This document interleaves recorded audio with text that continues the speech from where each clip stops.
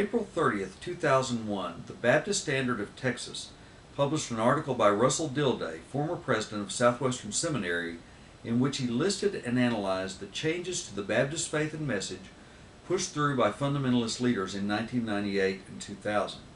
But first, Dilday notes the irony that the word inerrancy appears nowhere in the New Baptist Faith and Message.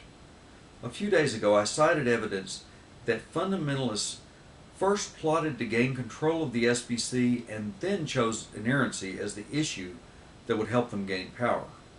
But after they won control, they never mentioned the word again. Inerrancy had served its purpose and outlived its usefulness.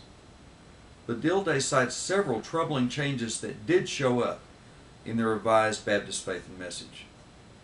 Deletion of the statement that the criterion by which the Bible is to be interpreted is Jesus Christ, and a change in language describing the Bible as a record of God's revelation to simply God's revelation. Taken together, these two changes elevate the Bible above the Christ to whom it testifies. Watering down of the bedrock Baptist doctrines of soul competency, the priesthood of the believer, and local church autonomy. New language appearing to promote Calvinist theology. A family section setting forth a narrow, manufactured interpretation of the biblical role of the wife in marriage as that of the sole submissive partner. Relying on a passage beginning with Ephesians 5:22, but omitting verse 21, which says, "Submit yourselves to one another," out of reverence for Christ.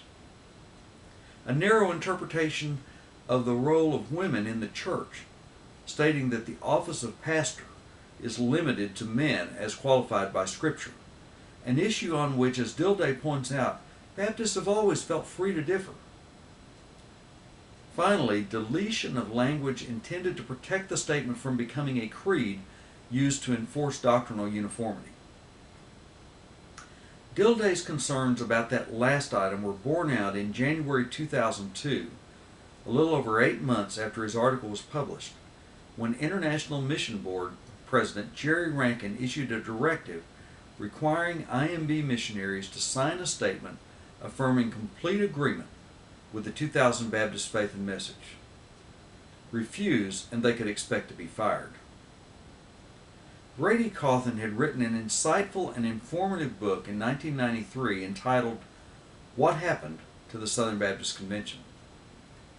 Rankin's missionary mandate in January 2002 answered that question with finality.